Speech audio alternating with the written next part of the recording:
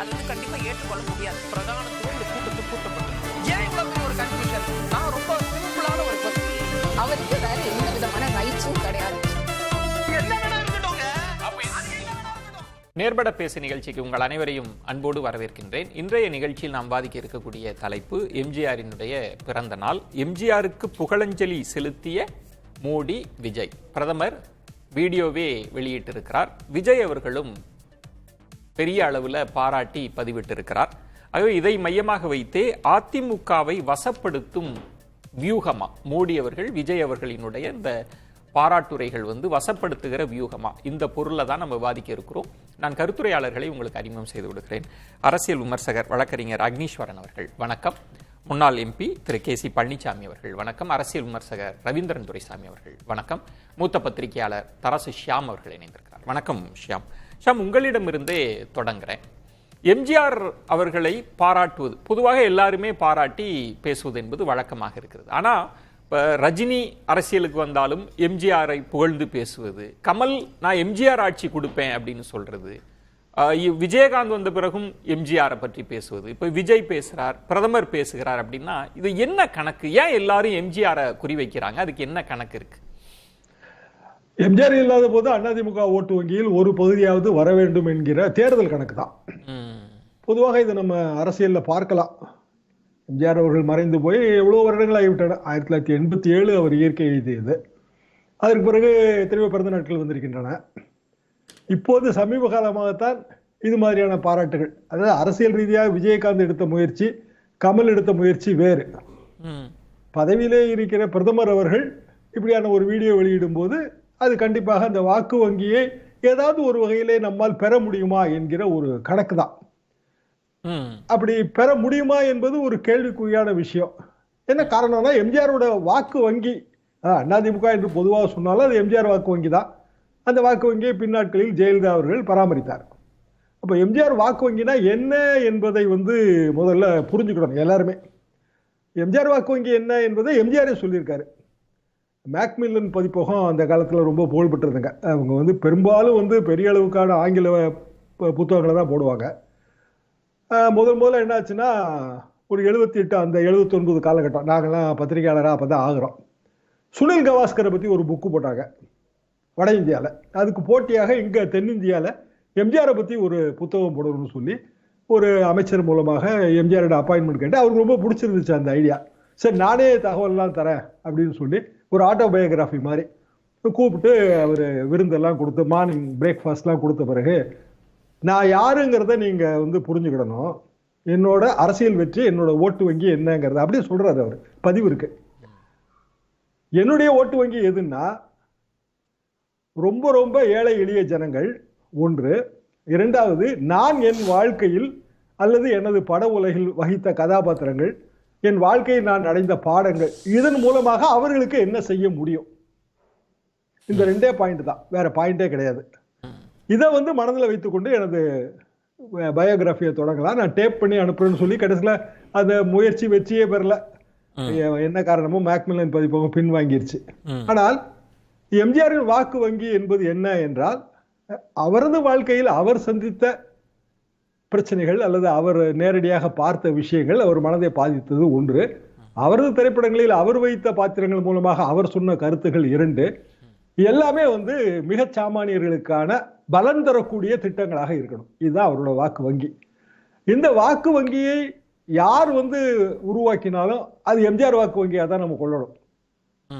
இந்த இதுக்குள்ள இந்த அடைப்புக்குறிக்குள்ள அடங்குச்சுன்னா அது எம்ஜிஆரோட வாக்கு வங்கி தான், அதிமுக வாக்கு வங்கியோட சொல்ல மாட்டேன்.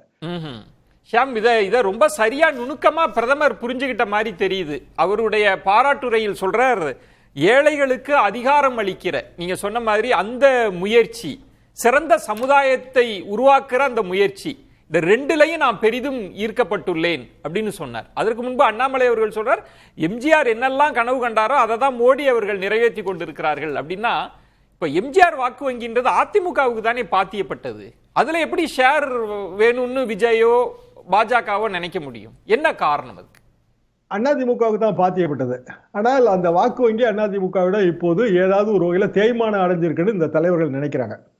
ஆனால் எம்ஜிஆர் அவர்கள் ரெண்டு விஷயம் அவர் ரொம்ப தெளிவாக சொல்லியிருக்கிறாரு. மதத்தையும் அரசியலையும் ஒன்றாக இணைக்கவே கூடாது. இதுவும் வந்து நான் பத்திரிகையாளரான அந்த ஆரம்ப காலகட்டத்தில், அதான் மண்டைக்காடு கலவரத்தை ஒட்டி. அதற்கு பிறகு அவர் முதலமைச்சராகி பல வருடங்கள் கழித்து டெல்லிக்கு போகும்போது இங்க வந்து RSS தலைவர்கள் படுகொலை செய்யப்படுகிறார்கள் என்று ஒரு பெரிய பேச்சு, எல்லா பதிவு இருக்கு. அப்போது வந்து ஹிந்து மஞ்ச்னு ஒரு அமைப்பு, அது RSS-ஓட துணை அமைப்பு. அவர்கள் வந்து முதல்வர் எம்ஜிஆரை சுற்றி ஒரு முற்றுகை போராட்டம் நடத்தி இது குறித்த விசாரணை வேண்டும் என்று கேட்டு, அப்படியான சம்பவம் நடக்கலை. அதற்கு பிறகு எம்ஜிஆர் அதை மனம் நொந்து அவர் சட்டமன்றத்தில் என்ன பதிவு பண்ணியிருக்காருன்னா, மதத்தை யாரும் காப்பாற்ற வேண்டிய அவசியமே இல்லை, யாராவது ஒருவர் காப்பாற்றணும்னா அது மதமா இருக்க முடியாது. அப்ப அரசியல்வாதிகள் மதத்தை பயன்படுத்தி அரசியல் செய்வதை நான் அடியோடு வெறுக்கிறேன். எனக்கு பெரிய மதிப்பு இருந்துச்சு RSS மேல அப்படின்னு சொல்றாரு.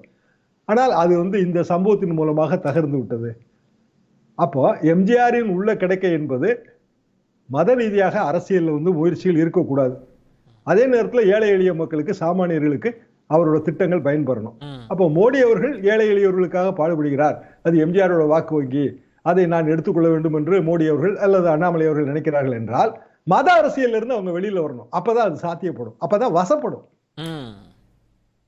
அப்படி வந்தாதான். அப்படி இல்ல அப்படின்னா வெறுமனே பாராட்டுரைகள் மட்டும் வச்சுக்கிட்டு எம்ஜிஆர் வாக்கு வங்கியே பெற முடியாது. அந்த முயற்சி தகர்க்கப்பட்டு விடுன்றதுதான் உங்க ஏனென்றால் சினிமா நியூஸ்னு அந்த காலத்துல ஒரு பத்திரிகை, சினிமா செய்தியா சினிமா நியூஸ் சரியா ஞாபகம், அவர் பேர் கரீம், நம்ம தினமலர் நிருபர் நூறுல்லா, மூத்த நிருபர், எங்களுக்கு எல்லாம் சமகாலம் தான். அவருக்கு நல்லா தெரியும். அவர் வந்து தீவிர காமராஜர் ஆதரவாளர், பெரிய அளவுக்கு எம்ஜிஆர் எதிர்ப்பாளர், பெரிய விமர்சனங்கள் எம்ஜிஆர் பேர்ல தாறுமாறான விமர்சனங்கள் எல்லாம் வைப்பார். காமராஜர் பிறந்த நாளைக்கு எம்ஜிஆர் அழைக்கலாம் என்று அவருக்கு ஒரு எண்ணம் வந்திருக்கு. எம்ஜிஆர் எப்படி ஏற்றுக்கொள்வார்னு தெரியலையேன்ட்டு தான் ஒரு அப்பாயின்மெண்ட்லாம் வாங்கி போறாரு. எம்ஜிஆர் ஒத்துக்கிறாரு. என்ன அவர் சொல்றாருன்னா, என்னை ஆதரிப்பவர்களை விட எதிர்ப்பவர்களை நான் மதிக்கிறேன். அந்த கூட்டத்துல தான் அவர் வந்து அண்ணா வந்து எனக்கு வழிகாட்டி காமராஜர் என் தலைவர்னு சொன்னது டெபினிஷன் கொடுத்தாரு. என்னன்னா, தலைவரா யார் வேணாலும் இருக்கலாம், வழிகாட்டி ஒருத்தர் தான். அதாவது அண்ணா வழிகாட்டிய எம்ஜிஆரின் திட்டங்கள் அப்படி நீங்க பார்க்கணும். ஓகே, நம்ம பேசலாம் ஷியாம். ரவீந்திரன் துரைசாமி, இப்போ எல்லா பாராட்டுரைகளுக்கு பின்னாலும் ஒரு அரசியல் கணக்கு இருக்கும், அதை நம்ம தவிர்க்க முடியாது. அதுதான் ஷியாம் அவர்கள் கோடிட்டு காமிக்கிறார். ஆனா எம்ஜிஆர் வாக்கு வங்கி அதிமுகவிடம் இருந்தெல்லாம் அப்படிலாம் எடுத்துட முடியுமா என்ன? மோடி அவர்கள் தொடர்ந்து முயற்சித்தாலும் பாஜகவுக்கு பலன் தருமா, விஜய்க்கு அது பலன் தருமா அப்படின்ற ஒரு கேள்வி இருக்குல்ல.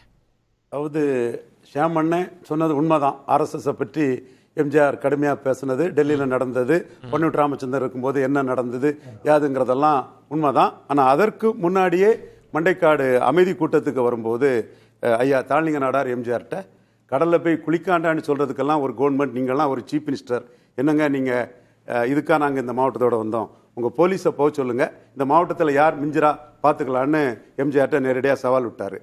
ஐயாவோட அந்த சவாலோட நியாயத்தை உணர்ந்த மக்கள் திலகம் என்ற மகத்தான மாமனிதர் ஒரு முன்னாள் MP என்னிடம் நேருக்கு நேர் சவால் விட்டார்னு சட்டசபையில் அது பதிவு பண்ணி வச்சிருக்கிறாருன்னா, இந்துக்களின் நியாயத்தை மக்கள் திலகம் எம்ஜிஆர் உணர்ந்தாருங்கிறது தான் அது என்னோட பார்வையாப்படுது. அதனால வந்து பாஜகவோடையும் அந்த வாக்கு வங்கி போகலாம். அடுத்தபடியா ரொம்ப கான்ட்ரவர்ஷியலான ஷியாம் சொன்ன மாதிரி முரணெல்லாம் இருக்காதுன்னு சொல்லுவாங்க. கான்ட்ரவர்ஷியலான நெல்லை இடைத்தேர்தலில் 6 விருப்பம் வாக்கு வேட்புமனு தாக்கல் செய்ததும் அண்ணனுக்கு தெரியும். நேரடியாக நாகர்கோவிலில் ராமவர்மபுரம் ஐயா இந்து முன்னணி தலைவர் ஐயா தாளிங்க நாடார் வீட்டில் வந்து ஆதரவு கேட்டாங்க. முத ஒரு திராவிட இயக்க தலைவர் ஒரு இந்துத்துவா தலைவர்கிட்ட ஆதரவு கேட்டது மக்கள் திலகம் எம்ஜிஆர் அவர்களோட அன்னைக்கு பிரதிநிதியா நம்பர் 2 இருந்த ஆர்.எம். வீரப்பன் தான். அது மட்டுமல்ல பல விஷயங்கள்ல நீங்க இப்ப சொல்றீங்க, அடுக்குறீங்க, அதுக்கு மாறுபட்ட கருத்தும் கூட இருக்கும். ஷியாமண்ணன் கருத்தை RSS பற்றி ஷியாமண்ணன் சொன்ன கருத்து, எம்ஜிஆர் சொன்ன கருத்து உண்மைங்கிறத ஷியாமண்ணன் அக்செப்ட் பண்ணிட்டு தானே இந்த சைடை நான் சொல்றேன். அக்செப்ட் பண்ணிட்டு அடுத்த கட்டத்துக்கு வந்துட்டீங்க. இப்ப என் கேள்வி வந்து, இப்ப மோடி அவர்கள் புகழ்றதுக்கு பின்னாடி என்ன கணக்கு இருக்கு? மோடி இன்னைக்கு ஏழைகளின் நலன், பெண்கள், இளைஞர்கள், நல்ல நிர்வாகம், அந்த மாதிரி ஒரு பொதுவான ஒரு தன்மையில போறாரு. மக்கள் திலகம் எம்ஜிஆர் ஏழைகளின் நலன்ல தான் மதியம் சத்துணவு திட்டத்தை கொண்டு வந்து ஏழைகளுக்கு வந்து மதியம் அந்த ஹியூமன் ரிசோர்சஸ் வந்து சேவ் ஆகுது. மதியம் தங்கள் பிள்ளைகளை வந்து ஸ்கூலுக்கு அனுப்பிட்டாங்கன்னா அவங்க வேலைகள், தோட்ட வேலைகள், அந்த மற்ற தென் மாவட்டங்களில் காடுகள் இங்கே போய் வேலை செய்யறதுக்கு அவங்களோட ஹியூமன் ரிசோர்ஸ் சேவ் பண்ணப்படுது. இந்த குழந்தைக்குள்ள இதை மக்கள் தினம் ஏழைகள் இதுக்கு பார்த்துட்டாரு. சைக்கிளில் டபுள்ஸ் போகக்கூடாதுன்னாரு. அதே மாதிரி இடஒதுக்கீடு கூட ஏழைகளுக்கு முன்னுரிமைன்னு தான் ஒரு இடத்துல கொண்டு வந்தாரு. ஏழை மக்கள் நலன்ல அக்கறை கொண்டவர் மக்கள் தினம் எம்ஜிஆர்ங்கிறது இந்தியாவுக்கே தெரியும், மோடிக்கும் தெரியும். அதனாலதான் புகழ்றாரு. கண்டிப்பா அது நியாயமான சரியான ஒரு புகழ் தான். அந்த அளவுக்கு ஏழை எளிய மக்கள் இல்ல ஏழை எளிய மக்கள் அப்படின்னா இப்ப ஜெயலலிதா அவர்களுமே நிறைய ஏழை குழந்தைகளுக்காக மாணவர்களுக்காக எல்லாம் திட்டங்கள் கொண்டு வந்திருக்கிறாங்க. தொடர்ந்து எம்ஜிஆரை மையப்படுத்தியே பேசுறதுக்கு பின்னாடி என்ன கணக்கு? அந்த வாக்கு வங்கி கணக்கு இன்னும் என்னன்னா, எம்ஜிஆரும் ஒரு ஏழையா இருந்து வந்தவர்னால ஏழையின் துயரம் தெரியும்னு சொன்னாலும் அது கூட அப்படி ஐடென்டிஃபை பண்ணி வர்றார். ஜெயலலிதா அம்மையாருக்கு அந்த இது இல்லை. ஒரு வசதியான ஒரு நடிகையின் மகளுங்கன்னு சொல்லும்போது அந்த இமேஜ் கிடைக்கல. பட் மீண்டும் நான் சொல்றேன், dead leader cannot lead a party. AIADMK Edappadi தான் லீட் பண்ணி ஆகணும். எம்ஜிஆர் நீங்க இப்படி சொல்லிட்டே இருக்கிறீங்க. ஆனா காட்சிகளை பார்க்கிறப்ப அது விஜயா இருக்கலாம், மோடியா இருக்கலாம், பாஜகவா இருக்கலாம், எல்லாருக்கும் எம்ஜிஆர்ன்ற ஒரு வாக்கு வங்கி இங்க இருக்கு. அதை எப்படியாவது அடையணும்ன்ற நோக்கம் இல்லையா? எல்லாருக்குங்கிறதுல நான் கொஞ்சம் வேறுபடுறேன். கமலஹாசன் வரும்போது எம்ஜிஆர் ஆட்சி அமைப்புன்னு சொல்லும்போது அன்னைக்கு 1.1% வாக்குல இருந்த சீமான் எம்ஜிஆர் ஊழல் ஆட்சி கொடுத்தாரு, சாராய அவர்களை கல்வி தந்தை ஆக்கினாரு, எம்ஜிஆர் ஆட்சின்னு கமலஹாசன் சொல்றதை எதிர்த்து நான் நிற்கிறேன்னு சொன்னார். அது சீமானுக்கு கருத்தை நான் ஏத்துக்க வரல. அந்த கருத்தை சீமான் சொன்னாருங்கிறது உண்மை. எம்ஜிஆர் பக்தர்கள் தம்பி அக்னிஸ்வரன் இருக்காப்புல, எம்ஜிஆரோட தீவிர பக்தர் கேசி பழனிசாமி இருக்கிறாங்க. பட் இது நடந்த ஒரு உண்மைதாங்கிறதையும் நம்ம மறக்காண்டாம். மேலும் ஜெயலலிதா அம்மையார் முதலமைச்சராக இருக்கும்போது அவங்க எம்ஜிஆர் பிலிம் சிட்டி வைக்கல, ஜே பிலிம் சிட்டின்னு தான் வச்சாங்க.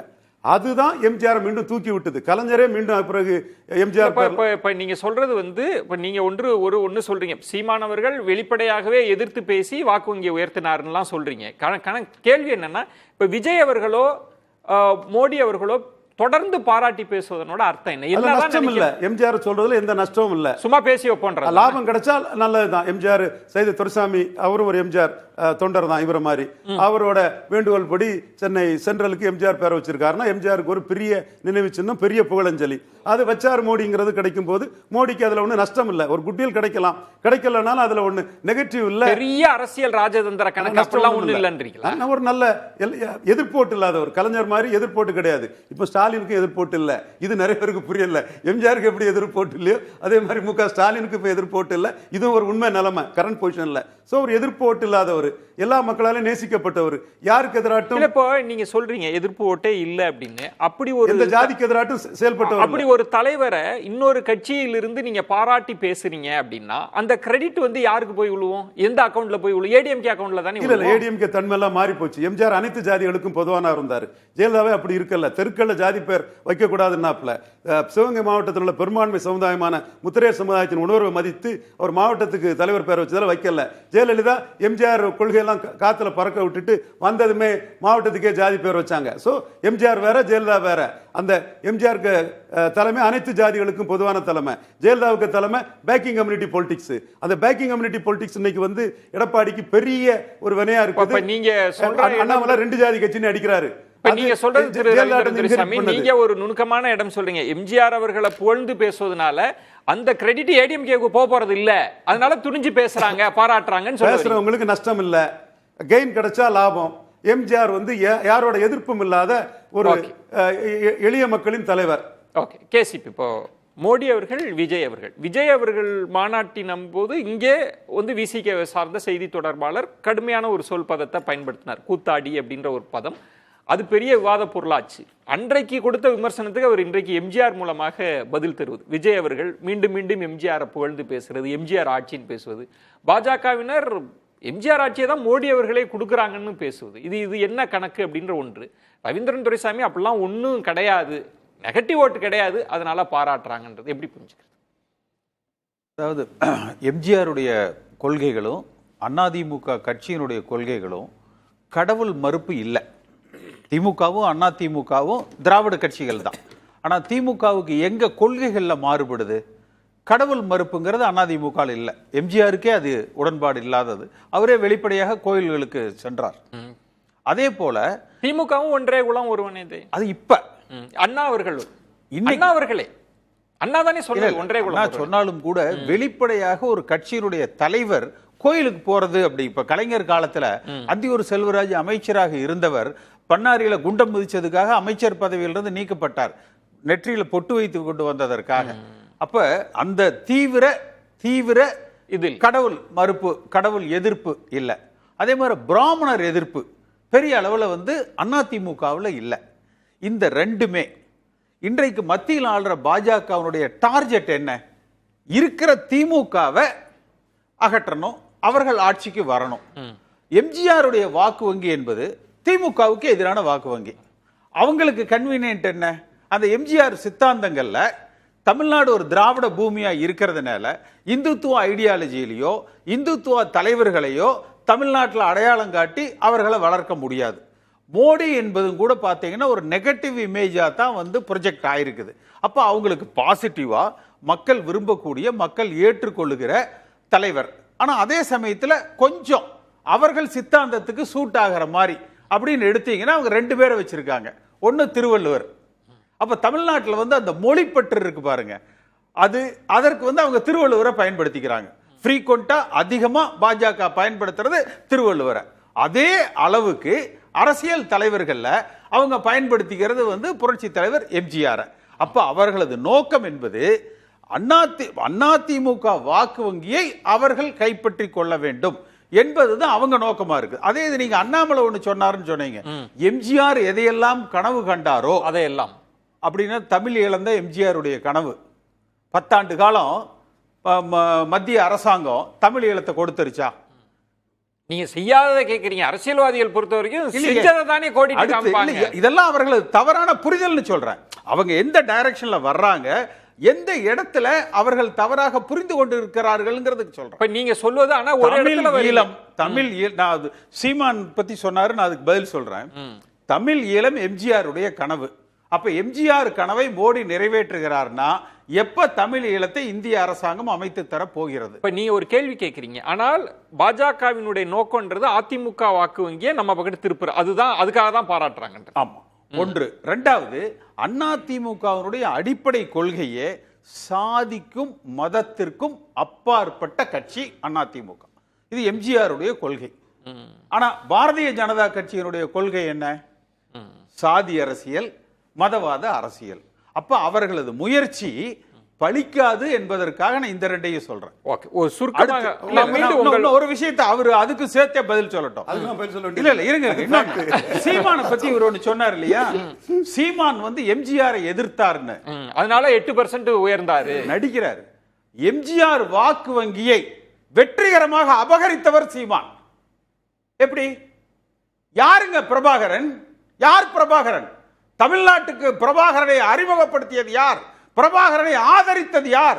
மத்திய அரசாங்கம் பிரபாகரனை டெல்லியில கொல்வதற்கு திட்டமிட்ட பொழுது பிரபாகரன் உயிரை காப்பாற்றி பாதுகாப்போடு அவரை இலங்கைக்கு அனுப்பி உனக்கு இந்திய அரசாங்கம் பறித்ததை விட பல மடங்கு ஆயுதங்களை உனக்கு நான் ஸ்ரீலங்காலேயே நான் தர்றேன், போய் போராடுன்னு சொல்லிட்டு, அது எனக்கு, நான் அன்றைக்கு எம்ஜிஆரோட பக்கத்தில் உட்கார்ந்துருக்கேன் கோயம்புத்தூர் சர்க்கியூட் ஹவுஸ்ல.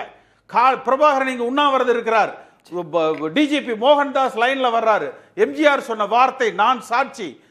ஒரு ஆயுதம் ஏந்தி போராடுகிறவன் உண்ணாவிரதத்துக்கு போகக்கூடாது, அது வேற வழி, இது வேற வழி, அங்க போக சொல்லுங்க, நான் ஆயுதம் தர்றேன், போராட சொல்லுங்க. அப்ப இன்றைக்கு சீமானுடைய அரசியல் அடித்தளம் எது? எம்ஜிஆர் தான். பிரபாகரன் யார்? அப்ப அது இந்த இடத்துல தான் ஜெயலலிதா அம்மா இருந்த வரைக்கும் அந்த அரசியலை சீமான் செய்ய முடியல.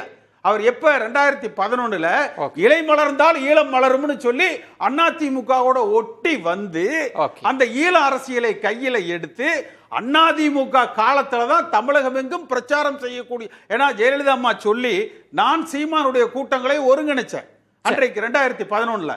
அதுலதான் சீமான் வளர்ந்தார். அப்ப சீமானுடைய அந்த ஒட்டுமொத்த வளர்ச்சிங்கிறது பிரபாகரனை முன்னிறுத்தி, அது ஈழத்தை முன்னிறுத்தி, அது இயல்பா போட்ட கூட்டம் இல்லையா? இல்ல இல்ல, அதிமுக ஆர்கனைஸ் பண்ண கூட்டம். நான் சொல்றது ஒரு பேஸ், அவருக்கு ஒரு அடித்தளம், ஒருங்கிணைப்புன்றது அரசியல்ல பிரபாகரன் தான சீமானுடைய அடையாளம். பேசலாம், தனி ஈழம் தான சீமானுடைய. 2 பாயிண்ட் இருக்குல்ல. பாஜக கேசிபி அவர்கள் சொன்ன பாயிண்ட்ல இருந்து மோடி அவர் ஒரு ராங் ஸ்ட்ராட்டஜியா? எல்லாருக்கும் ஆசை இருக்கு அதிமுக வாக்கு வங்கியை கைப்பற்றணும்னு, ஆனா ராங் ஸ்ட்ராட்டஜியா இருக்கா? நான் ஏற்கனவே முதல்ல சொன்ன மாதிரி தான், எமர்ஜென்சியை எதிர்த்த முதலமைச்சரின் மகன் என்பதால் கலைஞர் கருணாநிதியின் 2வது சுதந்திர போரான எமர்ஜென்சியில் ஒரு சுத்த வீரராட்டு, எமர்ஜென்சியை எதிர்த்த முத்தமிழறிஞர் கலைஞரின் மகன் என்பதால் மு.க. ஸ்டாலின் எமர்ஜென்சியில் கைது செய்யப்பட்டார்னு ஒரு பெரிய இதுல வந்து மோடி வந்து ட்வீட் போட்டாரு. கலைஞருக்கு நாணயத்தை ராஜ்நாத் சிங்கை அனுப்பி இங்க வந்து அந்த விழாவை நடத்துறதுக்கு மோடி இப்போ செயல்பட்டார். என்ன இதனோட அர்த்தம் என்ன? மோடிக்கு எதிரி காங்கிரஸ் தான், காங்கிரஸ் தவிர எதையும் ஏத்துக்குவாரு, அவ்வளவுதான். ஐடென்டிஃபை த எதிரி பாபா சாஹேப் பீம்ராவ் அம்பேத்கர் சொன்ன மாதிரி 10 ஜன்பாத் தான் எதிரி. அதைத்தான் 2021 நான் எதிரி காங்கிரஸ் மட்டும்தான். அதான் உங்ககிட்ட 2021 சொன்னேன். சசிகலா அம்மையார் டிஎம்கே பிஜேபி இன்க்ளூசிவ் அலையன்ஸ் இல்ல சார், பாயிண்டடா நீங்க எம்ஜிஆர் அவர்களை பாராட்டி நீங்க வீடியோ போடலாம், என்ன செஞ்சாலுமே கூட அது ஒட்டாது களத்துலன்றது தானே கேசிபி அவர்கள் சொல்றாங்க. நீங்க ஜாதி மத அரசியல் செஞ்சுட்டு பாஜக அதிமுக வாக்கு வங்கி எதிர்பார்க்க முடியாதுன்றது தானே. எம்ஜிஆர் மட்டும் போல இல்லையா, கலைஞரையும் போடுறாருன்னு சொன்னா கிடைக்கிறது கிடைக்கட்டு, நஷ்டம் இல்லைங்கிற லெவல்ல போயிட்டு இருக்காரு. எமர்ஜென்சி எதிர்ப்புங்கிறது சுத்த வீரரா கலைஞர் நின்னாரு, அந்த சுத்த வீரரை மோடி பாராட்ட தான் செய்யறாரு. அதுல என்ன இருக்கு? விஜயும் வந்துட்டாரு, விஜயும் பாராட்டி தானே. விஜயகாந்த் கமலஹாசன் மாதிரி விஜய் 3 எழுத்து, எம்ஜிஆர் 3 எழுத்துன்னு. அதுவும் ஏன் எல்லாருமே எதற்காக எம்ஜிஆர்ன்ற மையத்தை வச்சுட்டு, ஏன்னா அதிமுக வாக்கு வங்கி அப்படின்றது அவ்வளவு பெருசா இருக்கு, முடிஞ்சா நம்ம ஒரு கையளவு எடுக்கலாம்ன்றதுதான். எம்ஜிஆர் காலத்துல 30 இருந்து அதை ஜெயலலிதா ஃபைனலா 40 உயர்த்தினாங்க. இப்போ அதிமுக வாக்கு வங்கி 20 இருக்குது.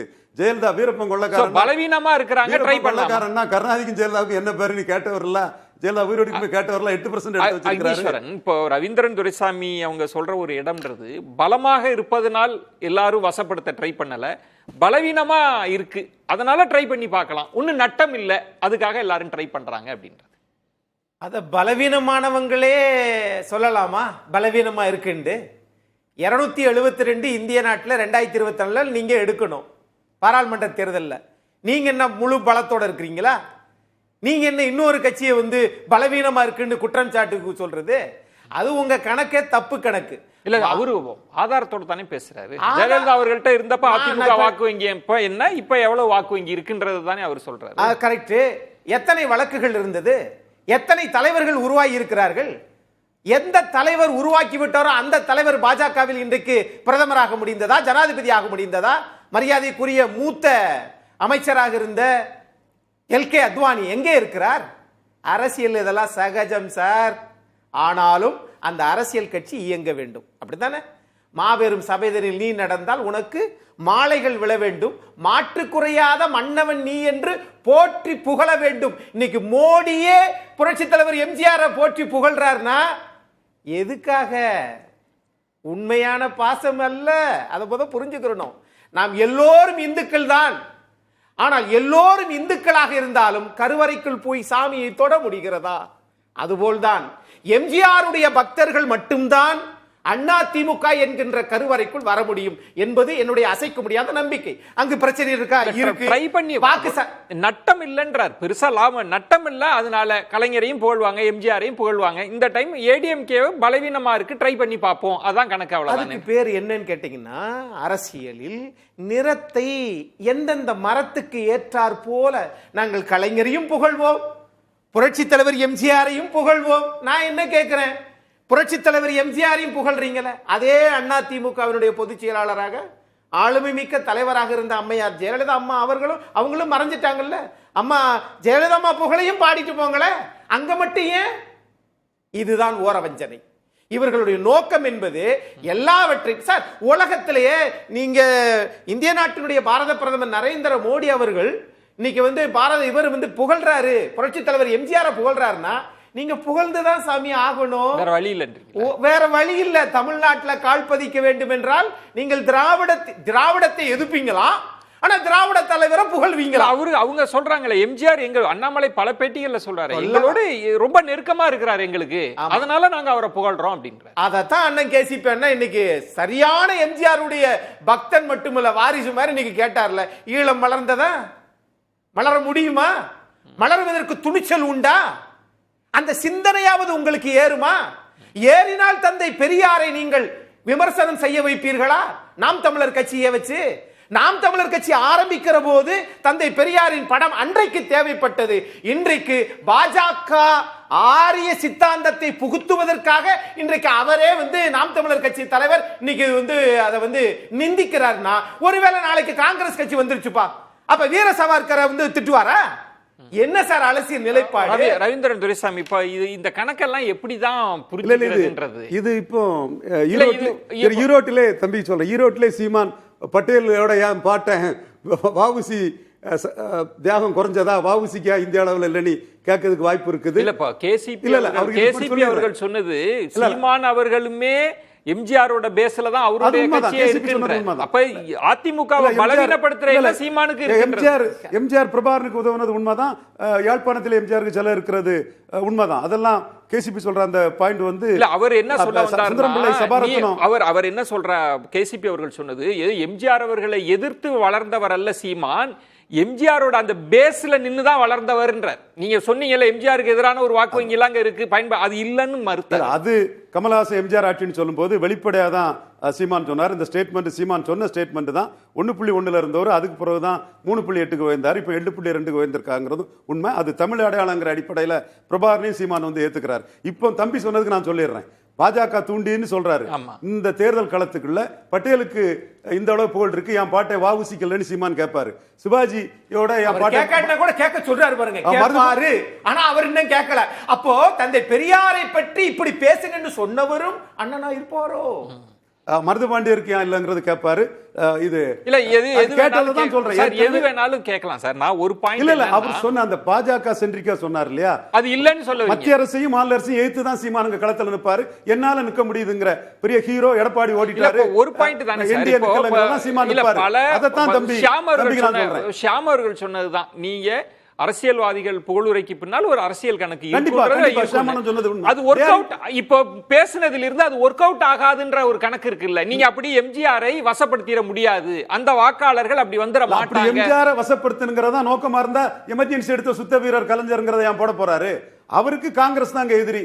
காங்கிரஸுக்கு இங்க சீட் வந்துட்டு இருக்கு, எம்பி இருக்கு. 2029 வரைக்கும் இந்த திமுக உதவி தேவை, ஓட்டுக்கு புரட்சி தலைவர் எம்ஜிஆர் தேவை. நீங்க திமுகவை புகழ்றதுனால திமுக வாக்கு வங்கி நீங்க அண்ணாவை புகழ்ந்து சொல்லிட முடியாது, பெரியாரை கொண்டு வந்துட முடியாது. அதான் கேசிபி சொல்றேன். அதிமுக கொஞ்சம் நமக்கு இணக்கமா இருக்கு, அதனால நம்ம வாக்கு வங்கியை திசை திருப்பிடலான்ற அட்டம்ப்ட் இருக்கு அரவிந்தரன். அதான் இது சைத துரைசாமி சொல்லி அந்த சென்ட்ரல் ரயிலுக்கு வச்சதெல்லாம் கிடைக்கிறது லாபம்னு போறாங்க. கிடைக்கிறது லாபம் என்ன இருக்கு அதுல? ஷியாம் எப்படி பாக்குறீங்க? இந்த முயற்சி தொடர்ந்து நடந்துட்டே இருக்கா? இப்படியான சில முயற்சிகளில் ஈடுபட்டு இருக்கிறாரு. உதாரணமாக இங்க சென்னையில திமுகவுக்கு பெரிய செல்வாக்கு இருந்தது. சென்னையின் சில பகுதிகளில் நார்த் இந்தியன் ஓட் பேங்க் இப்பவும் இருக்கு, நமக்கே தெரியும். அப்ப ராஜஸ்தான் போயிருந்த எம்ஜிஆர் அவர்கள் அந்த மாநில முதல்வர் சுகாதியான்னு நினைக்கிறேன் அவர் பேரு, அவர் பரிசீலித்த அந்த புஷ்குலாவை தான் அவர் தொடர்ந்து அதே ஒரு சின்ன மாதிரி ஆயிடுச்சு. எம்ஜிஆர் அவர்கள் அதை அணிந்து கொண்டிருந்தார். அப்போ சுகாதியா கொடுத்த பரிசு அப்படின்னு சொல்லிட்டே இருப்பார். ஏன்னா ராஜஸ்தான் முதல்வர், ராஜஸ்தான்ல இங்க இருக்கிற ராஜஸ்தானியர்களுக்கு அதுல ஒரு சாஃப்ட் கார்னர் இருக்கும். இது ஒரு கணக்கு தான், பெரும்பாலும் அது பயன்படுதாங்கிறதுல எனக்கு சந்தேகம் இருக்கு. மோடி அவர்களுக்கு அந்த கணக்கு இருக்கு. நிறம்ங்கிற வார்த்தையெல்லாம் பயன்படுத்தினாரு. அதை விட கூட இது பிழைப்புவாதம்னு கூட நம்ம சொல்லலாம். என்ன காரணம்னா, அரசியல்ல ஏதாவது ஒரு ஓட்டு கிடைக்காதா, எப்படியாவது அது பெரிய தலைவர்கள் சிலைகளுக்கு மாலை போடுவதெல்லாம் நம்ம பார்க்கிறோம். அதெல்லாமே அது மாதிரியான ஒரு கணக்கு தான். வெற்றி பெறுமா வெற்றி பெறாதாங்கிறதான் கேள்வி. அப்போ எம்ஜிஆரை பாராட்டுவதால் மட்டும் அதிமுக ஓட்டோ இல்ல எம்ஜிஆர் ஓட்டு வங்கியோ பாரதிய ஜனதாவுக்கோ பிற கட்சிகளுக்கோ போய்விடுமானா நிச்சயம் போகாது. அதிமுக இன்றைக்கு எப்படி இருக்கு? ஜெயலலிதா அவர்கள் இருந்த நிலையில இல்ல, பலவீனமா இருக்கு, ட்ரை பண்ணலாம், வந்தா வரட்டும், அப்படிதான் ஒரு நோக்கம் இருக்கா? அப்படின்னா அதிமுகவும் பாரதிய ஜனதாவும் கூட்டணி சேரணும்னு எதுக்கு அதை கிளப்பி விடுறாங்க? பலவீனமான ஒரு கட்சியோட உங்களுக்கு கூட்டணி தேவையா என்ன? தனியா நின்று அடிச்சு எறிய வேண்டியதுதானே. ஈரோடு அருமையா லட்டு மாதிரி வந்துச்சுங்க ஒரு வாய்ப்பு. சீமான பாராட்டலாம், அவர் தனியா நிக்கிறார்ல. சரி, சீமான் வந்து தனியான ஒரு ஓட்டு வங்கியை கிரியேட் பண்றாரு. அதுல அவர் ட்ரை பண்ற மெத்தட்ல நமக்கு மாற்று கருத்து இருக்கும். ஆனால் தனியான ஒரு ஓட்டு வங்கி, யாரோட தயவும் தேவையில்லை, அவரோட கருத்து சொல்றாரு. அதுக்கு யாருக்கு பிடிக்குதோ அவங்க ஓட்டு போட போறாங்க, பிடிக்காதவங்க ஓட்டு போட மாட்டாங்க. இது ஒரு வகையில பார்த்தா இது வேற மாதிரியான ஒரு சித்தாந்தம். ஆனால் எம்ஜிஆரின் ஓட்டு வங்கியில நம்ம கை வைக்கலாம், அது அதிமுகவுக்கு பலவீனம்னா, அப்படி பலவீனப்படுத்திட்டு அதிமுகவோட கூட்டணி வைப்பது என்பது எப்படி சரியாக வரும்? சோ எங்க ஒரு இடத்துல கன்ஃபியூஸ் ஆறாங்க. குழப்பம் இருக்கா? மோடி அவர்களுக்கு வாய்ப்பு இல்ல அண்ணன் சொல்றதை நான் ஒத்துக்கிறேன். இல்ல இப்போ ஷியாம் அவர்கள் கேட்டதுலயே அவர் அடிக்கிய தர்க்கத்திலே ஒரு குழப்பம் இருக்குல்ல. ஒண்ணு கூட்டணி வேணும்ன்றீங்க, இன்னொன்னு பலவீனமா இருக்குன்றீங்க, ஒண்ணு எம்ஜிஆர் புகழ்றீங்கன்னா குழப்பம் இருக்கா? குழப்பத்தோடு தான் தமிழக அரசியல் அணுகுறாங்க. அதிமுக வாக்கெடுத்திருக்காங்க, என்டிஏ 18% வாக்கெடுத்திருக்காங்க. ஷியாமண்ணன் சொல்லக்கூடிய கருத்தை நான் ஒத்துக்கிறேன். என்டிஏ நிற்காதது பலகீனம், நின்று இருக்கணும். அமித்ஷாவும் ஒவ்வொரு தேர்தலையும் நிற்கணும்னு தான் சொல்லுவார். ஆனா 18% எடுத்த என்டிஏ நிக்கல, 20% எடுத்துக்கூடிய அதிமுகவும் நிக்கல. கூட்டணின்னு சொல்றது நேற்று குருமூர்த்தி முந்தானத்து சொன்னதெல்லாம் என்னன்னா 100 சீட்டு ஏடிஎம்கேக்குன்னா 90 சீட்டு என்டிஏக்குங்கிறதா இவங்க கான்செப்டுக்குள்ள வராங்க. இதற்கு எடப்பாடி பொருந்த மாட்டாரு, கூட்டணி வராது. இங்க அதிமுக பாஜக கூட்டணி வராதது உள்ளாட்சி தேர்தலில் 2% தகுதியான சீட்டை தருவோம்னு சொல்லிக்கிட்டு முடியாது போங்கன்னு சேலம் கிளம்பிட்டாரு ஐயா எடப்பாடி பழனிசாமி. இல்லப்ப நான் அவர் கேட்பது என்ன ஸ்ட்ராட்டஜி இருக்க முடியும்? ஒரு பக்கம் எம்ஜிஆர் புகழ்றீங்க, இன்னொரு பக்கம் பலவீனமா இருக்குன்றீங்க, இன்னொரு பக்கம் அதிமுகவோட கூட்டுன்றீங்கன்னா குழப்பம். ஒரு ஸ்ட்ராட்டஜியும் இல்ல. காங்கிரஸ் இங்க 10 சீட் வருது, அது எப்படியாவது என்ன ரூட்ல தடுக்க முடியுங்கிறது தான் ஒரே ஸ்ட்ராட்டஜி. வேற அதை தாண்டி அவங்களுக்கு என்ன இருக்கு? பாபா சாஹேப் பீம்ராவ் அம்பேத்கர் சொல்ல மாதிரி ஐடென்டிஃபை தி எனிமி. காங்கிரஸ் தான் எதிரி. நம்ம இங்க விவாதத்துக்கும் இதுக்கும் வந்து வேற பேசிக்கிடுறோம். அதுல நம்ம பாஜகவோட நோக்கம் வேற எந்த ஸ்ட்ராட்டஜியும் இல்லையா? நம்ம தான் இல்லாம அதிமுக பலவீனப்படுத்த போது அப்படி இப்படிலாம் பேசிட்டு இருக்கமா? கேசி ரவீந்திரன் துரைசாமி சொல்றாரு அதிமுக 100 சீட்டு, பாஜக 90 சீட்டுன்னு. நாங்க பாஜகவுக்கு 234 சீட்டும் கொடுத்துறோம். பாஜக 90 இல்ல. ஏன் அவ்வளவு குறைச்சி இது பண்றீங்க? 234 தொகுதியிலும் பாரதிய ஜனதா கட்சி போட்டியிட்டு நோட்டாவை வெற்றி காண வேண்டும் என்று வாழ்த்தி வெளியனுப்புறோம். 18% வாங்கின என்டிஏ நீ எத்தனை % வேணாலும் வாங்கிங்க, 1% வாங்குங்க, 70% வாங்கிக்கங்க, அது உங்க சாமர்த்தியம். ஆனால் அதிமுக என்பது பாஜகவோடு கூட்டணி இல்லை. நிச்சயமா சொல்றேன், எந்த சூழ்நிலையிலும் வருகிற 2026 அல்லது 29 அதிமுக பாஜகவோடு எந்த ஒரு சூழ்நிலையிலும் எம்ஜிஆரை புகழ்வதன் மூலமா, எம்ஜிஆர்ன்றது திமுக எதிர்ப்பு குறியீடா இருக்கிறப்ப ஒரு ஒரு ஒற்றை புள்ளியில இவங்க எல்லாம் சேர முடியாதா? எல்லாரும் எம்ஜிஆர் ஒரு தலைவரா பாக்குறோம். அதுக்கு தான் நான் வர்றேன். அதுக்கு தான் நான் சீமானை டச் பண்ணேன். சீமானை வந்து சரியா அதிமுக கவுண்டர் பண்ணல. சீமான் கிட்ட இருக்கிற வாக்குங்கிறது அதிமுக, நான் இவர் சொல்றதையே ஒத்துக்கிறேன், ரவீந்திரன் துரைசாமி சொன்னதையே ஒத்துக்கிறேன். அதாவது அதிமுக வாக்குகள் சீமானுக்கு போனது, அது எம்ஜிஆருடைய வாக்குகள் கொஞ்சம் நம்ம சாமர்த்தியமா எம்ஜிஆர் பிரபாகரன் இதை ஓரளவுக்கு முன்னிறுத்தி இருந்தால் அந்த வாக்கை நம்ம தக்க வச்சிருந்திருக்கலாம். அதே போல அவர்கள் முயற்சிக்கலாம், ஆனால் அதை தக்க வைத்துக் கொள்ளுகிற நடவடிக்கைகளை இன்றைய அதிமுக தலைமை முன் எடுக்கணும். சீமானுகிட்ட ஏமாந்த மாதிரி நம்ம ஏமாந்துடக்கூடாது. இப்ப அதுக்கு எவ்வளவு போட்டியாளர்கள்? திமுக வாக்கு வங்கியை நாங்க எடுக்கிறோங்கிறதுக்கு யாரும் போட்டி போடல. அப்ப திமுக கூட்டணி வந்து இன்டாக்டா இருக்குது. திமுக எதிர்ப்பு என்பதில் ஆகட்டும் அல்லது அதிமுகவுடைய வாக்கு வங்கியை கவர்வதாகட்டும், சீமான் ஒரு பக்கம், விஜய் ஒரு பக்கம், பாஜக ஒரு பக்கம். அப்ப அதிமுக தன்னுடைய அந்த எம்ஜிஆர் உருவாக்கிய வாக்கு வங்கி, ஜெயலலிதா அம்மா உருவாக்கிய வாக்கு வங்கியை கட்டி காப்பாற்ற வேண்டும் என்பதுதான். அப்படி காப்பாற்றப்பட்டால் இவர்களுக்கு இந்த ஆசையே வந்து வராது. திமுக எதிர்ப்பு வாக்குகளை தன் பக்கம் கொண்டு வருது, அது ஒரு ஸ்ட்ராட்டஜி. இன்னொன்னு அதிமுக வாக்கு வங்கியில தனக்கு ஏதாவது திருப்ப முடியுமான்றது ஒரு ஸ்ட்ராட்டஜியா இருக்க முடியும். இதுல எல்லாருமே அதிமுகவை குறி வச்சு காய்கள் சமீப காலத்துல நகர்த்துறாங்களா? அதுக்கு என்ன காரணம்? அதுக்கு என்ன காரணம்னா, அம்மையார் ஜெயலலிதா அவர்களை போல, புரட்சி தலைவர் எம்ஜிஆரை போல இன்றைக்கு இருக்கக்கூடிய தலைவர்கள் எல்லாம் அந்த அளவுக்கு இல்லை என்கிற ஒரு தவறான அரசியல் கணக்கு தான், தப்பு கணக்கு. அந்த தப்பு கணக்கு போடுற எல்லாரும் மண்ணை கவுவாங்க அப்படின்றது என்னுடைய நிலைப்பாடு. ஆனால் என்னதான் இது பண்ணாலும் அவங்களுக்குள்ள ஒற்றுமையாகத்தான் இருக்கிறார்கள். அந்த இயக்கம் இன்றைக்கு ஒன்றுபட்டு தான் இருக்கிறது. ஆனா அதுக்குள்ள, அதாவது சுயநலமா இருக்கிறது வேற, ஆனா சூனியக்காரித்தனமா இருக்கிறது வேற. அதாவது நட்பும் பாராட்டிக்கிட்டு அப்படியே வந்து பக்கத்திலேயே படுக்க வச்சு, அப்ப நல்லா நல்லா இருக்கிற நல்ல பிரியாணிலாம் வாங்கி கொடுப்பாங்க, நல்ல நள்ளிரவில் தூங்கிட்டு இருக்கும்போது டமார்னு கல்லை தூக்கி மண்டையில போடுறது. இதுதான் இன்றைய அரசியலினுடைய பெரும்பாலும் நடக்கிறது. ஆனால் அதையும் தாண்டி வர வேண்டும். இங்க நடிகர் விஜய் வந்து புதுசா கட்சி ஆரம்பிக்கும் போது அந்த மாநாட்டில் கூட சொன்னாரு, நான் வந்து கூத்தாடி. விஜய், நடிகர் விஜய் அவங்க வந்து சொன்னார் கூத்தாடி அப்படிங்கிறார். நான் கேட்கிறேன், நீங்க இது கூத்தாடி அப்படின்றது உங்களை பத்தி கேட்டால் நீங்க தான் பதில் சொல்ல வேண்டும். எம்ஜிஆர் ஒரு கூத்தாடி தான், சிவாஜி, அந்த ஒப்பீடு எதுக்கு? அவர்களெல்லாம் எம்ஜிஆரை போலன்னு சொல்ல வர்றாரா? அதைத்தான் சொல்றேன். இந்த போல புறைய ஒப்ப மான கடுப்பை இதெல்லாம் இங்க எடுபடாது. நீங்கள் மக்களில் 5000 புத்தகங்கள், உலகத்தில் எந்த தலைவனுக்கும் ஒரு கட்சி தலைவருக்கு 5000 புத்தகம் எழுதவே இல்லை சார். இது உலக சாதனை. அதே மாதிரி பெரிய ஆளுங்க தான் வந்து அந்த ஊர்ல கிராம நிர்வாக அதிகாரியா இருந்தாங்க. அதை ஒரே நாள் இரவுல ஐயா STS இதோட ஒட்டுமொத்தமா தூக்கி இரவோட இரவா மாத்தினாரு பாருங்க. இன்னைக்கு 440 பொறியியல் கல்லூரி இருக்குதுன்னா அது புரட்சி தலைவர் எம்ஜிஆர் போட்டதுதான். ஆகவே இப்படி சாதனைகளை செய்ததற்கு பிறகு இன்னைக்கு அரியலூர்ல மேதகு பிரபாகரனுக்கு பயிற்சி கொடுத்தது இந்திய நாட்டினுடைய பிரதமரை தங்கள் பசம் நீங்கள் இருங்கள், இது எங்கள் இனத்திற்கான அடையாளம் என்று சொல்ல வச்சது யாரு? இல்ல இப்ப எம்ஜிஆருக்கு ஒரு நல்ல எண்ணம், நல்ல அபிப்பிராயம் மக்களிடம் இருக்கிறது, அதுல மாற்று இல்ல. அதை யார் அறுவடை செய்யலான்ற போட்டி தானே இப்ப நடக்க ஆரம்பிச்சிருச்சுன்றதுதான் கேள்வி. நான் அதான் கேட்கிறேன். எல்லாருமே புதுசா கட்சி ஆரம்பிக்கிறாங்களா, நான் வந்தா எப்படி உங்க ஆட்சி இருக்குன்னா எம்ஜிஆர் ஆட்சி மாதிரி இருக்கும்னு எல்லாருமே அதை கமிட். ஜெயலலிதா அவர்கள் இருந்த வரைக்கும் யாரும் சொல்லி அப்பயும் எம்ஜிஆர் இருக்காரு. என்ன கேக்குறேன், எம்ஜிஆரை போல் இன்னொரு புது மனிதராக ஏன் நான் உருவாகுவேன்? அது இல்லங்க, நான் அந்த கேள்வி கேட்கல. ஜெயலலிதா அவர்கள் இருந்த போதும் எம்ஜிஆரின் பங்களிப்பு இருந்ததானே செஞ்சது. அன்னைக்கு பிரதமரா மோடி அவர்கள் தானே இருந்தாங்க. அன்னைக்கு இந்த முயற்சி எல்லாம் நடக்கல இல்ல. எல்லா நடிகர்களும் வந்து நாங்க எம்ஜிஆர் ஆட்சி அமைப்போம், ஜெயலலிதா அவர்கள் இருந்தப்ப யாரும் ஏன் பேசலன்றேன். நல்ல கேள்வி சார் விஜயன் சார், அருமையான கேள்வி. ஆனா நாட்டு மக்களுக்கு உண்மையான பதில என்னுடைய வாயால நான் சொல்லணும். 2018ல நீங்க வந்து அதிகமா சொத்து இது பண்ணீங்கன்னா முன்னாள் சட்டமன்ற நாடாளுமன்ற உறுப்பினர் ஆளுநர்கிட்ட கொடுத்தீங்களா? கடிவாளம் எப்படி போட்டு தூக்குனீங்க மாநில கட்சிகளை காலி பண்றதுக்கு? அடுத்து இதே மாதிரி தான் எல்லா விஷயமும் அமலாக்கத்துறைக்கு சிறப்பு அதிகாரம் கொடுத்தீங்க.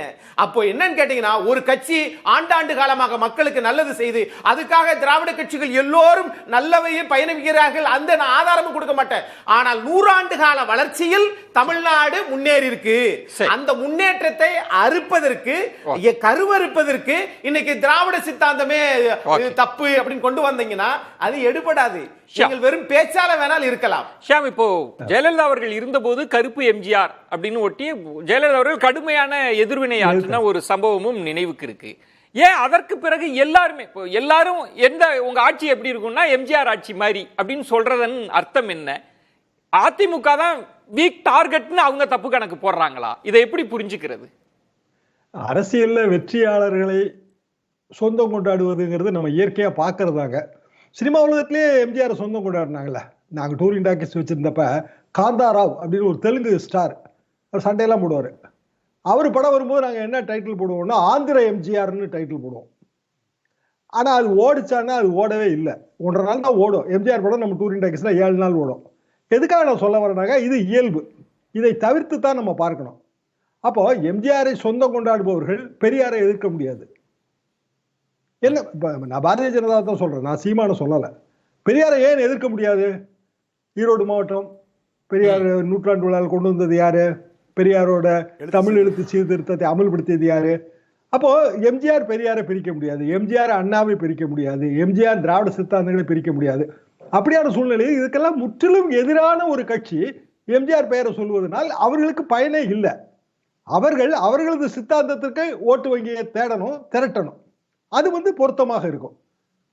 அதிமுக ஓட்டு வங்கியில் ஒரு பகுதியை எடுத்தல் அதெல்லாம் வேலைக்கே ஆகாத விஷயம்.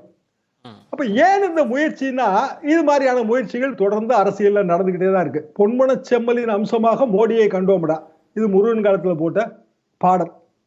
அதுக்கு பிறகு பிஜேபி எவ்வளவு ஓட்டு வாங்குச்சு தமிழ்நாட்டுல? தமிழ்நாட்டு அரசியல் தமிழ்நாட்டுக்கு ஏற்ற மாதிரியான ஒரு அரசியலையோ அதை கடைபிடிப்பதன் மூலமாகத்தான் தமிழ்நாட்டில் ஓட்டு வங்கியை கிரியேட் பண்ண முடியும். எம்ஜிஆரையோ காமராஜர் அவர்களையோ அல்லது வந்து அண்ணா அவர்களையோ வெறுமனே புகழ்வது என்றால் அது எல்லாருக்கும் மகிழ்ச்சி தான், எங்களுக்கு எல்லாம் மகிழ்ச்சி தான். ஆனா வாக்காளர் மாறாதுன்றீங்க. எப்படி மாறும்? உற்றாரும் உறவினரும் மாற்றாரும் வேற்றாரும் நம்மை பாராட்டுவதுங்கிறதுல யாருக்கு மகிழ்ச்சி இல்லாம இருக்கும்? சந்தோஷமா பாராட்டு கேட்டுட்டு நீங்க வேற நாங்க வேறன்னு பூத்துல போய் ஓட்ட போட்டுருவாங்கன்றதா உங்க பார்வையா? குத்துரு குத்திடுவாங்க. நீங்க கேட்ட கேள்விக்கு உண்டான பதில், ஜெயலலிதா அம்மா இருக்கிற வரைக்கும் யாரும் அந்த எம்ஜிஆராக நான் அப்படிங்கிற நிலைப்பாடு எடுக்கல. இன்னைக்கு ஏன் எடுத்திருக்கிறாங்கன்னு, ஜெயலலிதா அம்மா மறைவுக்கு பிறகு அதிமுகவில் திரு எடப்பாடி பழனிசாமி அவர்கள் ஒரு சார்பு நிலை அரசியல் எடுத்தார். சார்பு நிலைனா மத்திய அரசாங்கத்தை சார்ந்து அந்த அரசாங்கம் நடைபெற்றது. எம்ஜிஆர் பாலிசி, அது எம்ஜிஆர் பாலிசி தான். எம்ஜிஆர் காலத்தை சொல்ல இல்ல, எம்ஜிஆர் பாலிசி தானே அது. எம்ஜிஆர் அதை வெளிப்படையாக சொல்லிருக்காரு. இந்த ஜெயலலிதா அம்மா காலத்துக்கு பிறகு அவங்க காலம் வரைக்கும் யாரும் எம்ஜிஆர் ஆட்சியை நான் அமைப்பேன், எம்ஜிஆர் வாக்கு வங்கியை நான் எடுத்துருவேன்னு சொல்லல. இப்ப ஏன் சொல்றாங்க? அதுக்கு காரணம் எடப்பாடி பழனிசாமி அவர்கள் காலத்துல மத்திய அரசாங்கத்தை சார்ந்து ஒரு சார்பு நிலை அரசியலை அதிமுக தொடர்ந்தது. அப்ப அதனால அடுத்தவங்க அதை பயன்படுத்திக் கொள்ள நினைச்சாங்க. ஒன்று, அந்த சார்பு நிலை அரசியல் தான் காரணம். அடுத்தது உட்கட்சி பிரச்சனைகள். முதல்ல சசிகலா பிரச்சனை, அதற்கப்புறம் ஓபிஎஸ் பிரச்சனை, அப்புறம் இபிஎஸ் பிரச்சனை. அப்ப அந்த உட்கட்சி பிரச்சனைகள், அடுத்து அண்ணன் கேசிபி அண்ணன் பிரச்சனை, அடுத்தடுத்து தேர்தல்கள்ல குறைந்து வருகிற அந்த வாக்கு வங்கி, இந்த 3 விஷயங்களை பார்க்கிற பொழுது இதை அசைச்சிட முடியும் என்கிற அந்த நம்பிக்கை பாரதிய ஜனதா கட்சிக்கு ஏற்படுது. எம்ஜிஆருக்கு பிறகு ஜெயலலிதா அம்மா காலத்துல அவங்க அந்த சார்பு நிலை அரசியல் எடுக்கல. அன்றைக்கு மத்தியில் ஆளுகிற அந்த காங்கிரஸ் கட்சி கேட்டாங்க, அதாவது காங்கிரஸ் பிளஸ் ஜே அணி, ஜார்ஜே பிரிஞ்ச பொழுது ஜே அணி கூட்டணி மந்திரி சபை, இதுக்கு காங்கிரஸ் கட்சி ஜே அணியோட பேச்சுவார்த்தை நடத்துச்சு. ஜெயலலிதா அம்மா முடியாதுன்னு சொல்லிட்டாங்க, தனிச்சு நான் நின்னுக்கிறேன் என்று சொல்லிட்டாங்க. அதுல அவர்கள் எதிர்க்கட்சி தலைவராக பொறுப்பேற்றாங்க. 25 முறை ராஜீவ்காந்தி இங்க பிரச்சாரம் செய்தார். அப்ப அன்றைக்கே அந்த சார்பு நிலை அரசியலை எடுக்கல. நீங்க சொல்றது பிஜேபியோட டிஸ்டன்ஸ் மெயின்டைன் பண்ணிருக்கணும்ன்றீங்க. இது நீங்க வேற, நாங்க வேற. இதத்தான் நான் 2018ல சொன்னேன். அரசாங்கம், மத்திய அரசாங்கம், மாநில அரசாங்கம், நீங்க மத்தியில சார்ந்து நீங்க ஆட்சி நடத்தலாம். எம்ஜிஆரே அப்படித்தான் செஞ்சிருக்கிறார். ஆனால் அதிமுக கட்சி என்று வருகிற பொழுது நீங்க பாஜகவை சார்ந்து அரசியல் நடத்தக்கூடாது. எந்த முடிவா இருந்தாலும் வெங்கைய நாயுடு முடிவு செய்வார், அவரை கேட்டு முடிவு செய்வாங்க. அப்ப அந்த சார்பு, அன்றைக்கு அந்த அரசாங்கத்தை நடத்துறதுக்கு அவங்க அரசாங்கம் வேற, கட்சிக்குள்ள இடம் கொடுத்ததுனாலதான் இன்னைக்கு பாஜக ஓகே ட்ரை பண்ணலாம், வாக்கு வங்கியை நம்ம ட்ரை பண்ணி பார்க்கலாம்னு முடிவா, கட்சிக்குள்ள இடம் கொடுத்ததுனால. பாஜகவை சார்ந்து அதிமுக அரசாங்கம் இல்லை, இல்ல அரசாங்கமே அரசாங்கத்தை சார்ந்து இருந்ததனாலதான் 150% சொத்து வரியை எடப்பாடி பழனிசாமி உயர்த்தல. பாயிண்ட் என்னன்னா, கேசிபி சொல்றது, நீங்க கட்சிக்குள்ள இன்டர்னல் மேட்டருக்குள்ள பிஜேபியை உள்ளுக்கு விட்டுட்டீங்க, அத பிஜேபி அட்வான்டேஜா பாக்குறாங்கன்னு சொல்றாங்க. அவங்க முயற்சி பண்ணாங்க, அதுல தோத்து போயிட்டாங்க சார். இனிமேலுக்கும் தோக்கத்தான் செய்வாங்க. இன்னும் ஒரு விஷயம், இவ்வளவு பேசுற அண்ணன் கேசிபி ஒரு வார்த்தையை எல்லைக்கோடு மாதிரி போட்டாரு பாருங்க, ராமர் எல்லைக்கோடு மாதிரி. 2026லயும் நிக்க மாட்டாங்க, 29 பாராளுமன்ற முடிஞ்சு போச்சுல. அதாவது இப்பதான் எடப்பாடி பழனிசாமி அந்த உறுதியான நிலைப்பாட்டை எடுத்திருக்கிறார். எப்போதும் அப்படித்தான். எப்ப இந்த நாடாளுமன்ற தேர்தலுக்கு மட்டும்தான் எடப்பாடி பழனிசாமி அந்த சார்பு நிலை வேண்டாம், நம்ம கட்சி என் தலைமை. இப்போ ஷியாம் அவர்கள், கேசிபி, அக்னீஸ்வரன் எல்லாரும் சொன்னதுன்றது இப்படி நீங்க புகழலாம், பாராட்டலாம், எல்லாம் சந்தோஷப்படுவாங்க. ஆனா வாக்கு வங்கி மாற்றம்ன்றது ஒண்ணு நடக்காது அப்படின்றப்ப வேற என்ன வாய்ப்பு இருக்கு? என்னன்னா, நீங்க அதுல அதிமுக பெரிய வாக்கு வங்கி கொண்ட கட்சி, திமுக கூட்டணி ஸ்ட்ராங்கா இருக்குன்னா வேற என்ன ஆல்டர்னேட் இருக்கு? நபர்களை பார்க்காண்டா. மக்கள் திலகம் எம்ஜிஆர் ஏழையா இருந்து ஒரு பெரிய நிலைமைக்கு ஏழை மக்கள் மீது மிகுந்த பரிவு கொண்டவர். அதே மாதிரி மோடியும் ஏழையா இருந்து பல ஜாதி, ஜெயலலிதா அவர்கள் இருந்தப்ப எம்ஜிஆர் ஏழையா தானே இருந்தார், நிகழ்வுகளுக்கு ஆளாகி ஏழை மக்கள் மீது பரிவு கொண்டவர். ஏழை மக்கள் மீது பரிவு கொண்டவன் நான்கிற மெசேஜை இந்தியாவுக்கு கொடுக்கிறாரு மோடி. அதுதான் அதுல இது. மற்றபடி எம்ஜிஆர் வச்சு இந்திய அரசியல் தான் அந்த கான்செப்ட். ஏழை மக்கள் மீது பரிவு கொண்டவர் மோடி, ஏழை மக்கள் மீது பரிவு கொண்டவன் தாமோதரதாஸ் மோடிங்கிற கான்செப்டை, ஏழையா இருந்து இந்த பெரிய அப்பர் பண்டிட் எல்லாம் இருக்கக்கூடிய இடத்துல நான் இருக்கேங்கிறத மோடி இந்திய மக்களுக்கு கொடுக்கிறார். அப்படிதான் அதை எடுத்துக்கணும். தம்பி இன்னொன்னு சொன்னாப்புல, எஸ்டிஎஸ் சொன்னார், சேந்தங்காடு துரைமாணிக்கங்கிற எஸ்டி சோமசுந்தரம் ரெவன்யூ மினிஸ்டரா இருந்த போது தமிழ்நாட்டில் படிச்சவங்க தான் கிராம அதிகாரிகள் இருக்க முடியும், பரம்பரை கிராம அதிகாரிகள் ஒழிச்சு 2000 ஷெட்யூல் காஸ்ட் மக்களை கிராம அதிகாரிகளை கொண்டு வந்தது மக்கள் திலகம் எம்ஜிஆர். ஒரு 5000 பிசி எம்பிசியை கொண்டு வந்தது மக்கள் திலகம் எம்ஜிஆர். தமிழ்நாட்டில் நடந்த மிகப்பெரிய சீர்திருத்தம் மக்கள் திலகம் எம்ஜிஆர் எஸ்டிஎஸ் சோமசுந்தரம் மூலமா செய்ததுதான் மிகப்பெரிய சீர்திருத்தம். கேரளாவில் ரைட்ஸ் ஆஃப் குடிகுடிப்புக்காரன் இஎம்எஸ் பண்ணியிருக்கலாம், அதை விட பெரிய ஒரு சீர்திருத்தம் மக்கள் திலகம் எம்ஜிஆர் செய்தது. இன்னொன்று மக்கள் திலகம் எம்ஜிஆரோடதுன்னா அதிகார பரவல். முத்தரையர், யாதவர், உடையார், முத்தரையர் கோவேந்தன், யாதவர் ராகவானந்தம், உடையார் வி.வி. சாமி. இதெல்லாம் நீங்க இப்ப கனெக்ட் பண்றது என்ன காரணம்? ஏதோ ஒரு மெசேஜ் வச்சு பேசுறீங்க. இப்ப என்ன சொல்ல வரீங்க? 26ல அதுதான் தேவை. நம்ம பாசிட்டிவ் சோஷியல் ஜஸ்டிஸ் டீம் அதை தான் செய்ய போகுது. அத அதிமுக இந்த அதிமுக செய்யல, அதுல இல்ல. எம்ஜிஆர் இடமிருந்து விலகி போயிடுச்சுன்னு சொல்ல வரீங்க. கேசிபி சுருக்கமா இதைத்தான் எங்க அவர் இன்னும் சொல்லலையேன்னு பார்த்த ஒரு லிஸ்ட் ஆஃப் தமிழ்நாட்டில் எத்தனை ஜாதி இருக்குதுங்கிறது பாசிட்டிவ் சோஷியல் ஜஸ்டிஸ் என்னவா வேணாலும் இல்ல அதிகாரம் கிடைக்காத சமூகங்கள்ன்றார். ஜாதியை பார்த்து செய்யல எம்ஜிஆர், அடித்தட்டு மக்கள் எல்லோருக்கும் பலன் கிடைக்கிறத செய்தார், அவ்வளவுதான்.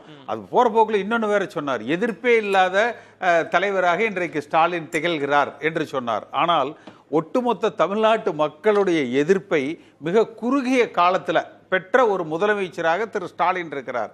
இந்த அரசாங்கம் அது இந்த சமீப கால நடவடிக்கைகள்லாம் பார்த்தீங்கன்னா கடுமையான ஒரு எதிர்ப்பு அலையில இருக்கு இந்த அரசாங்கம்.